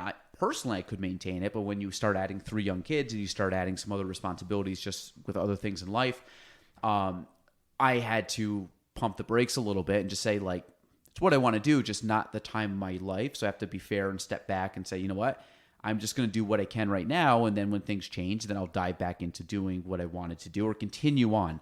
I think for you, starting something like this, and there's that nervous aspect, are people going to like it? The benefit is, you know this is where things are going. People aren't going away from what you're trying to do. It's like anything else. You're turning something that we know successful because you've had a focus group, I guess, of multiple ones that you've been at personally. So you know it firsthand and you know it works. And then, and again, I'm telling you that things trickle from big cities, and it takes people like you that come from a bigger city and bring the ideas and drop it into our area and make things, a little bit better, a little bit more modern, a little more efficient. But I think what's going to happen is you're going to start showcasing this. It's like anything else. It's going to be slow, but then you're going to say, like, man, we had first sign up, we had like 8 people. Like, this is awesome. Like our original 8. And next thing you know, it's like 6 months, like, wow, we're up to 15 people. And then it's like a year, you're like, well, we have like 40 people that are doing this. And I have 3 meeting rooms and I have a couple couches and we're having like 20 people coming in a day. Where I think the hard part, when again, you're just starting, but it's like, okay, what's the plan, in 18 months, 2 years, 5 years down the road, where it's like, maybe this co-work thing is like a real big deal. And now I I can't be at a storefront on, City Hall place. Now I have to be kind of almost like in an industrial type build, which is obviously a different vibe than I think you're probably going for, but maybe a bigger space where we have 20 rooms and we have a massive room. We have a cafeteria. We have and then you can just see a game room. You can see this whole thing evolve into like a really cool community center, but it's geared around business. I think you're more likely to go that route than fail. I really do. I mean, obviously, like I said, you're very early in the process. And I mean, obviously there's work that's involved in that, but someone that's done their own business for 10 years, you know what you're doing. It's not like this is your first foray into it. And you're like, I'm like sunshine and rainbows and I'm going to do it. Like, it's a grind, it's hard. But I think once you start promoting it and getting it out there and getting in front of people, and people start, word of mouth is huge in our area, and you're doing the right things. You're getting in, you go into events, you're meeting people, you reached out here, you're going to, reach out to some other places and really promote yourself and get the word out there. And I think most people are going to look at that and like, yeah, this is awesome. It's going to give a lot of opportunity for people that maybe don't have the space or the capacity, or like, hey, I work out of my house, but I hate meeting people at Starbucks all the time because it's louder and whatever. It's like, I think you're giving some people a chance that they don't have currently in our area that are going forward, that it's going this direction. So it's not like you're going into an archaic system where you're like, I don't know, hopefully we can hang on for a few more years. It's just going to ramp up. So, and I think the space is there. So I'm hopeful that people will see that too.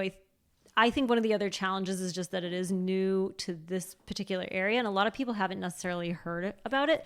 So it's a lot of education. So I appreciate the chance to come on and talk about it and share like what the vision is and how it works and how flexible it can be and what some of those benefits are. Because I think the more that people hear about it, I hope that sounds like an attractive thing. Well, and I use it there's multiple places that I would say would be that what you're trying to do is piggybacked off that. Like, I just take like the marketing space. Like, we work with a marketing company, but there's other marketing companies that 5-10 years ago, these people didn't exist. And like, there's a couple here and there, but you're starting to see more and more of them come out, single person, a couple of small groups.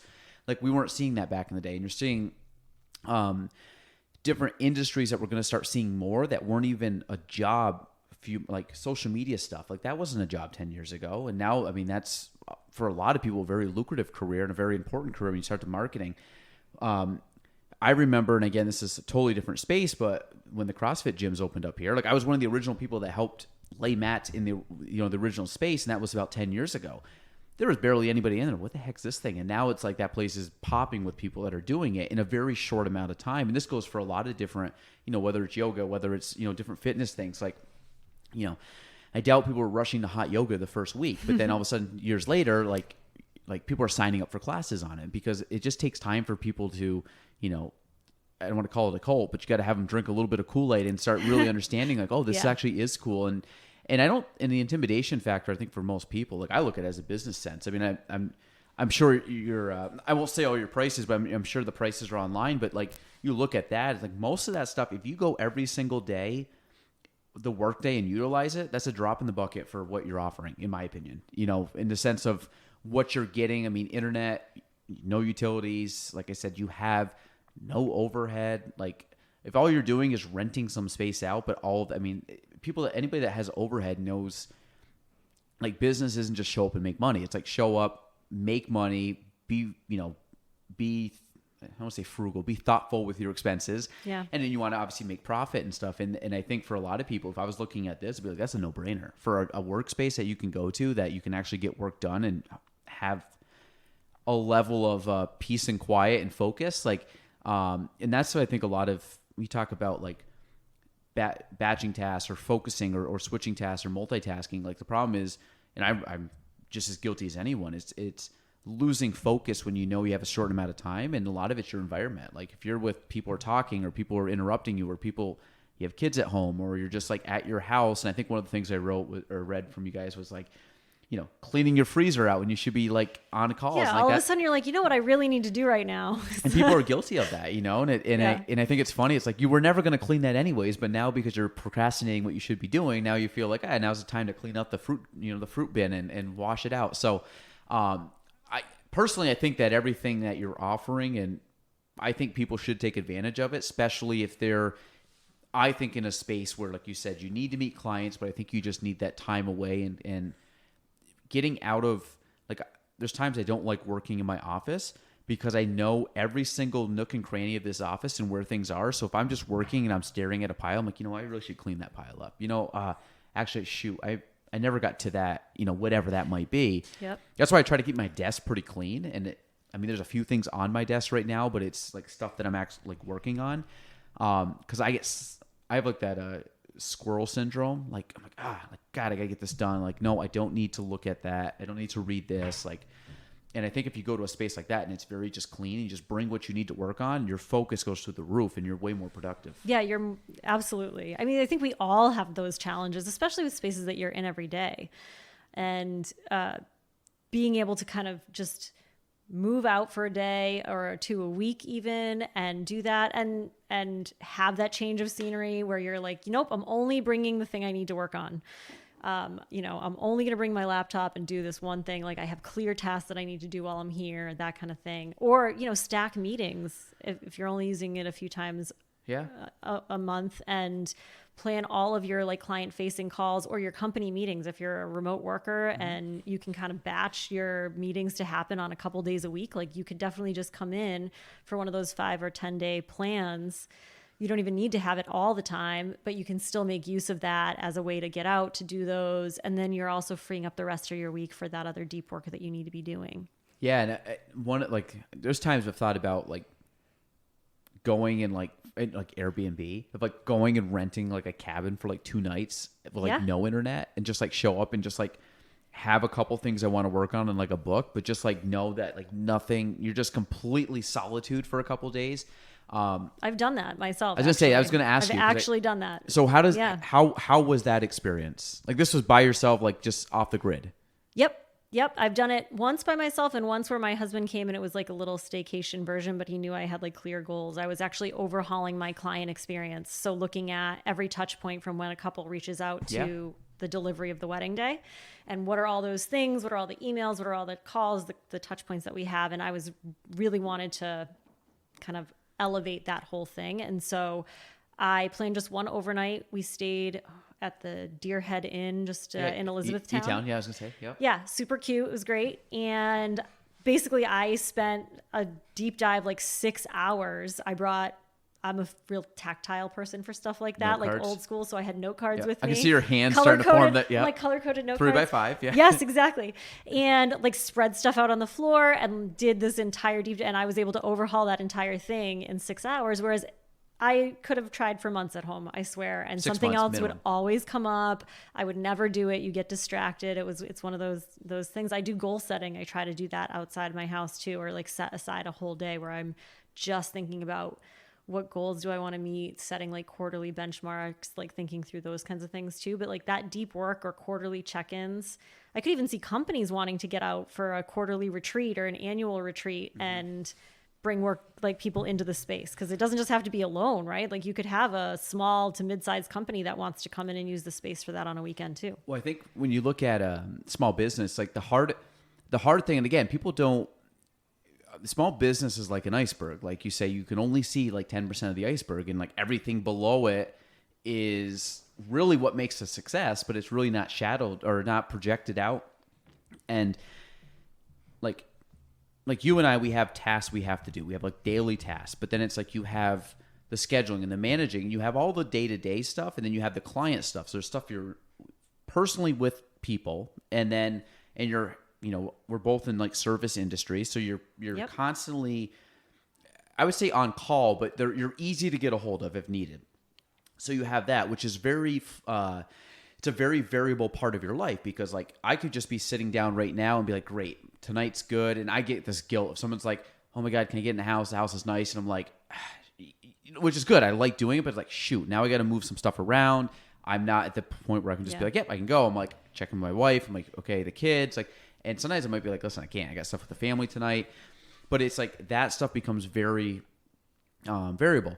And then you have your day-to-day stuff, which is just the menial tasks. You have to, just the little things that you try not to really, you try to batch them. Like me, I try to do my email only a couple times a day. I try to, but you have those things that are just waiting in the wings. And then the third part that really gets neglected by a lot of people is that on business work. And the on business work, it's very tough because I'm a flow state. You mentioned it before with editing. Like I have to be in a deep flow state for my mind to be right, to think of how I want, because it's like, I kind of allude to, imagine if you were like digging a tunnel, and you're digging the tunnel. Well, at the very beginning, it's very easy. You just start digging because you're at the start. And then eventually it's like, okay, I got to like I got to hike all my gear deep into this tunnel to continue digging the tunnel. Well, I find that it's like my focus. It's like I know my business so good on the surface area and like layers deep, that if I'm really trying to go to a layer that I have to tap into, or that takes more time, effort, and energy, it takes me longer to get to that state. And I find that if you're like that might take me a day, might take me a week, might take me a few hours. But if I'm only giving myself 2 hours or an hour to do that, I most likely will never hit that state. And if I do, I touch on it and then I come right back out, because now I'm back into the day-to-day. That's why, that's like you said, if I can just check out, no access to the outside world, minus like family, really, then it's just, you're immersed in that. But it's like when you don't have a phone and nobody can contact you, your stress level about answering the phone goes out the window. At least for me, it goes out the window. Because if I know like somebody can't physically talk to me, I don't even think about someone calling me, because I just know they can't. But if I have my phone, then it's like, is it going to ring? Like, someone did message me. What is it? Like, and then you get to that point where it overshadows that just freedom of not doing anything.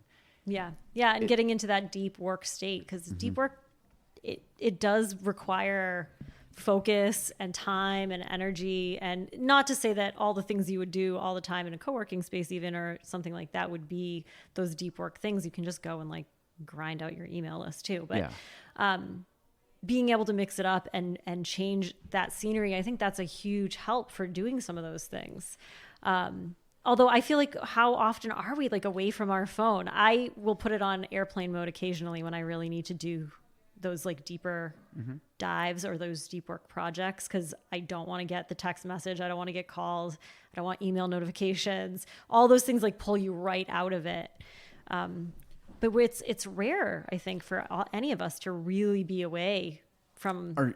Do you find you're able to do that like regularly? Like you just mentioned a couple tactics, but like how often do you think you would do that? I make time, like I said, annually to do the goal setting kind of stuff. And for that, I always turn everything off. And then there'll be times where maybe I'm working on drafting a series of emails or, diving into something like that. It's occasional where I will actually close out of everything, put it on airplane mode. I don't do that for editing necessarily, because while that is a deep process in its own way, it's also, I don't know, you can fall in and out of that more quickly a little bit with like those momentary things, but I want a chunk of time to actually make progress in it. But it's not an everyday thing for me. To turn off like that.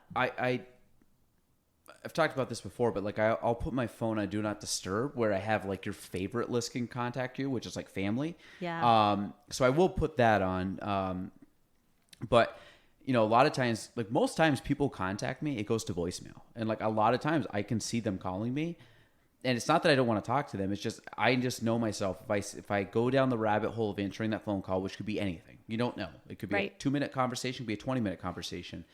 And I'm just at the point now in my life that it's like, if I'm here, I want to be working. If I'm home, I don't want to be working. So like, but if I find that I can't get my work done now and it's got to get done, then I know something's going to suffer either with family or my sleep, or something is going to have to give. So a lot of it is I try to be very disciplined on that. Same thing with my email. Like I'll block my email from coming in. I have a little extension kind of thing that allows me to block my email for hours. I mean, like I only check it a couple times a day and then I batch it. So I'll look at everything and I go boom, boom, boom. And it might take me 10 minutes. It might take me a half hour depending, but I can really go through majority of it really quickly. And then I find that I really only spent 30 minutes on email today. I wasn't glancing at my phone constantly throughout the day, which just was that, change of task, which is just wasted time, wasted focus, hard to get back in. That's such a good habit to get into. It is. Sometimes I'm better than others at that. Yeah, really I think it's something, if I had to pick a habit that I've really focused and kept over the last year, that would be the new one I introduced that made the biggest impact. And I've stuck to it. I've been some days are better than others, but I would say most days I'm blocking it for, large chunks of time, at least for, sometimes even, probably closing in on 16 hours at times, where I'll just do it like from a late evening and through the middle of the day or night through the morning. Yeah. And then what it allows me to do is just to get to my stuff early in the morning. Like I came here early this morning, didn't even check my email, and I was able to chip away I have a presentation thing I have to do next week that I'm actually trying to put a lot of time and effort into it, but it's a deep process. And it's like, okay, organizing, and it's kind of, I don't have the, when you see like those detective shows and they have like all the tangle web and like Yes. I don't have that yet, but like like you said with the note cards, like you have everything drafted and then you're solving this own puzzle that you're making up in your head that you don't even know how it looks, but it has to look, like you'll know it when you know it. Absolutely. I find that that's kind of where I'm at right now, but I need to sit there and focus on it. I'm reading the same things, but I feel like I'm digging that tunnel, but every time I open that up and look, I'm like walking a little bit deeper to get to that space. So, yeah, I think it's good, but, it's gonna be a lifetime challenge too. We'll figure it out though one day. So, so with the co-working space in the photography, you talked about, what's the vision for both photography going forward, and then co-working? You kind of said, we know that's new and starting up, but I'm assuming want to get more just upstate New York. Do you still want to have a presence out in kind of like the New England area, or is it still more staying up here eventually? I would love to have more of a presence here. I actually am very excited because I just booked my first local wedding for next year.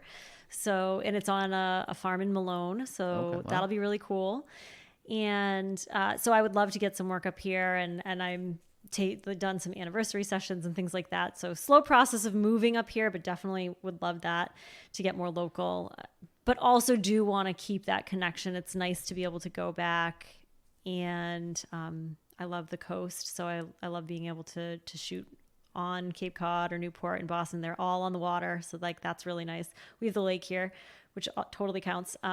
We came up and I was like, oh wow, it's like a really big lake. Yeah.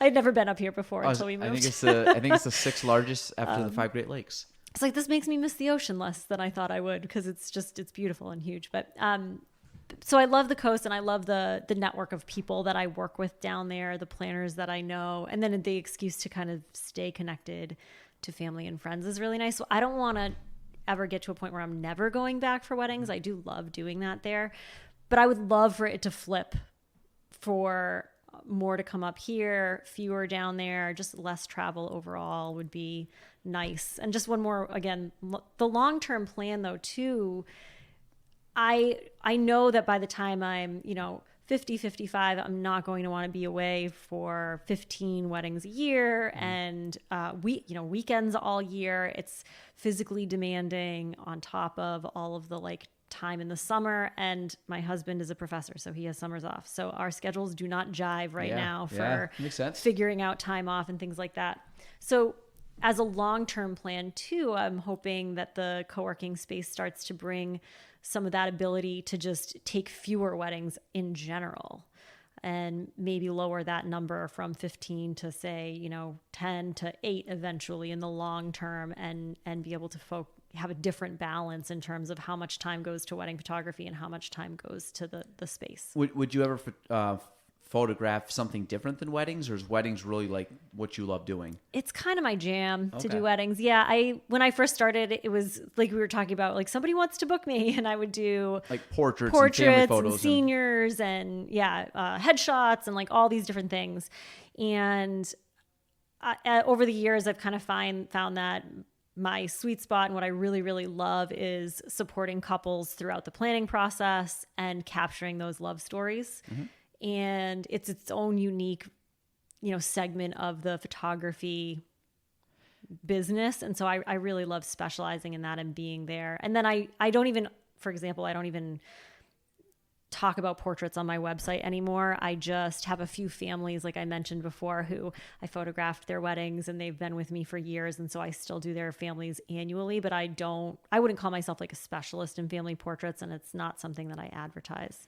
And well, I think you also build a longer relationship with these people because you're doing, like you said, engagement, or, what is it? There's engagement. What's the first one? There's engagement. What's the second? Proposal, and then engagement. And then, okay, I'm getting them mixed up. So proposal. A lot of proposals aren't necessarily like a guarantee. And that's usually, you don't necessarily even have the same photographer, because the half of that couple is not involved in picking that person, because it's a surprise usually to have a proposal. And I would think that the female picks out the wedding photographer more. At least in our relationship, I really had no, I'm like, I don't care. But but I think, if you start going through, like you have you go get headshots, like, hey, thanks. Like whether it's high school or business headshots, okay, that's great. And then, you might use that person again. But like I said, if you're doing something, like I had Annika Fulham was on, and she Assorted Artistries, and same thing. Like, you start looking at the longevity and how long that process takes. Like, you really get to know these people at a very intimate level, because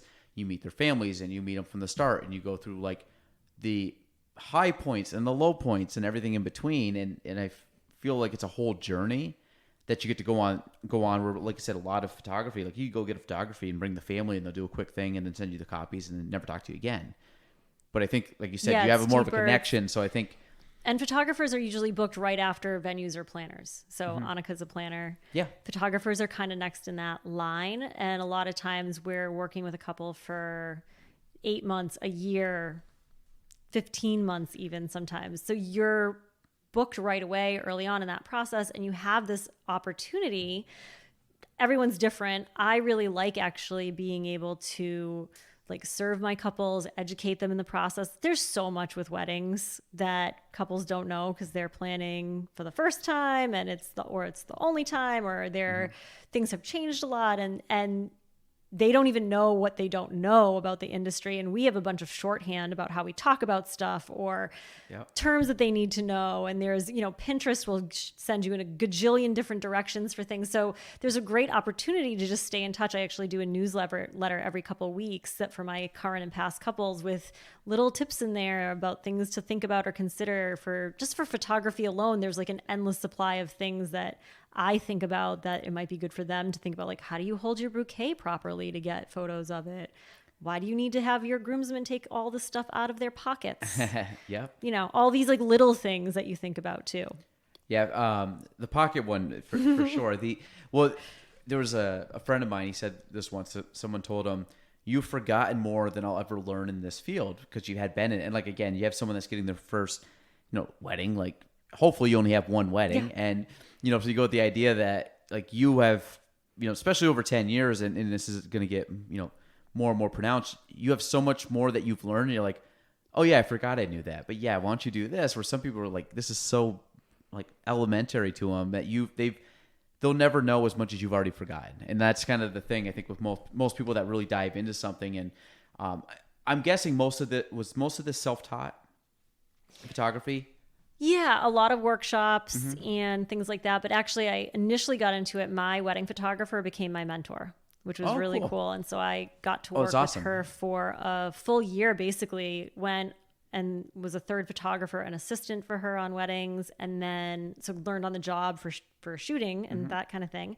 And then worked for her studio in the summer as like admin. So I got to learn about contracts and all bookings and Lightroom and like all of those other aspects as well, which was really great. Well, I think, and the other thing kind of tying off with the co-work space, it's, you start going into, most people right now, like I always say, you have Google and the internet. You could become the smartest person in the world about any topic because you just have access to the internet. And the other thing that you talked about is like getting a mentor. Is like, if you want to get really good at anything, the first step is find a mentor. Just find someone that's already done what you want to do. Like, I get people that ask me all the time, like, hey, what do you think the first step in real estate is? I'm like, just go find someone that's good at real estate and just work for free, follow them around, like learn, be a fly on the wall and just absorb as much as you can. And I would say that translates to every industry. Like you said, like real world applicable, like, hey, here's a camera, you're shooting third. It's not you're not the all-star, but you're learning, and eventually you'll be there if you put the effort in. And I think I find it more exciting. Obviously, like, you're on different ends of the spectrum too, because your husband's in, the academic world, and you're starting to see different ways of learning and the way colleges are, and the way that, you start coming up with like a lot of just with the internet, and people are self-teaching themselves things. And it's cool because you're getting kind of the best of everything. You're kind of blending to be, kind of draw out the best of people. But yeah, I don't know. I think it's cool. I think the co-working space though, it's going to start highlighting a lot of people like that are going in and teaching themselves a second career or a side hustle or something they want to eventually turn a passion into something that's really cool. And just kind of like, okay, we actually have space. You can come and do that, and away from the kids or away from roommates or whatever that might be, where it's a little bit more quiet. Exactly. Manageable. Exactly. Yeah. And a space for you to then test out some of your new skills and ideas.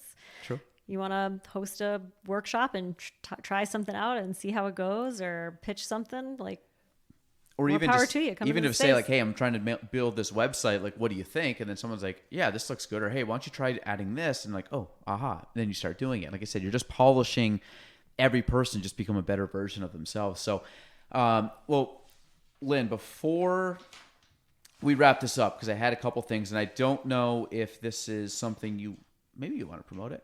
You have obviously that date. So if you want to retell people the grand opening date. Yes. So grand opening will just be a launch party, basically, to come and see the space and check it out. And that's September 2nd during the first Friday event in Plattsburgh. So it's 5 to 8, I think. And then I don't. I'm like, Lynn's asking me. I have no clue. I think it's 5 to 8. I don't know if is that live or no. Yes, that is live now. Yeah. Okay, so you can promote that too, because this will come out hopefully later today. Sure, great. So I was saying earlier, don't have anybody signed up yet because I just finished this like yesterday and sent it out to my list of like 20 people. But we are doing a grand opening special, so an extra incentive to sign up early, because co-working is best when you're working beside other people. And so it's pretty cut and dry, easy in the sense that across the board, all the plans are listed on the site. You'll be able to click in and check them all out. There's like, you can go month to month for any of the plans. You can get a 6-month commitment if it's something that you want to use. And they're all 20% off for the first 6 months, and we're waiving the setup fee. So that's it's a one-time fee just for getting into the administration system, getting your code for the door, like doing all the things we need to do to get you set up as a member. It's a $29 fee normally, so we're waiving that too. It's a little bonus, but 20% off of all the plans. Obviously, you're saving more if you pick a higher plan, but there are savings for everybody. Yeah, so and we'll put all the info in the show notes, and we'll share this out to people. But again, 26 City Hall Place in Plattsburgh. lakecitycoworking at gmail.com is how they can reach out. Telephone, we'll put all that stuff in the show notes so people can reach out, and on social media. But I think it's really cool. Yeah, and I think I just like new ideas coming to the area. Like I said, just making better options, just different things coming. And I think this will be cool. I think you're going to find this very beneficial. And if nothing else, you will meet a lot of people, which is good. I'm really excited about that. They won't run you out of town, I trust. They might buy you a coffee next door. They won't run you out of town. So people have been really positive and supportive overall. It's one of those just internal human fears, I guess, But yeah, no, I'm really excited for it. And so far, everyone I've talked to about it has been super positive. And so hopefully that translates into this amazing group of people who are going to come and work there. And I can't wait to meet all of you. So come on down. I'm pumped. I think it'll be great. But so we'll wrap it up there. Again, Lake City Coworking, also Lynne Reznick Photography. Like I said, we'll have both those on there because, again, she's trying to get into the wedding industry locally. So, help a girl out. Yes, thank you. Call me. Do you watch, when you drive, are you podcast, music? What do you listen to, books? Podcast a lot. Music, I feel like I get super antsy and time doesn't go by. So I do a little bit, Fair, but yeah. a lot of podcasting. Okay. Yeah. What's your True favorite? crime ones are kind of my jam. Crime Junkie is the one that I'm super addicted to right now. So I'm going to stereotype females and their crime series and shows. I don't know what it is. I'm like, I like what, like, they drive my husband crazy too. A ton of girls I know that are like, yeah, did you watch a serial killer one on Netflix, or did you listen to the Serial podcast? And I'm like, about killing somebody? No, I haven't, crazy. Like, you're nuts. But that's okay. Yeah, love them. Do what you want. But again, everybody, that's Lynne Reznick. That's episode 199 of the Galen Trombley Show. We're out. Thanks for listening to the Galen Trombley Show. If you want to reach me, you can go on Facebook at Galen Trombley, on Instagram at Galen Trombley, and on YouTube at Galen Trombley. The spelling, GAELANTROMBLEY.